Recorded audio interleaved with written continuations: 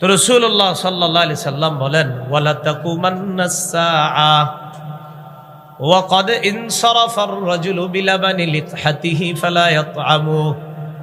এক ব্যক্তি পাত্রের মধ্যে উটনির দুধ দহন করে পাত্রের মধ্যে নিবে, নেওয়ার পর এই দুধটা মুখে নিতে পারবে না, এর আগে কিয়ামত হয়ে যাবে।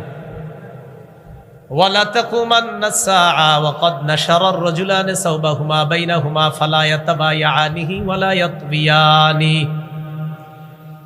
ক্রেতা বিক্রেতা কাপড় কেনা বেচা করার জন্য কাপড় খুলবে, ক্রেতা আর বিক্রেতা। নবী বলেন ফালা ইয়াতাবায়ানিহি, ক্রেতা বিক্রেতা তাদের বিক্রয় কাজটা সম্পাদন করতে পারবে না।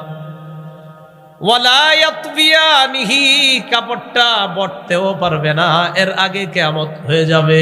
কাপড় বটতেও পারবে না, কিয়ামত হয়ে যাবে। ওয়ালা তাকুমান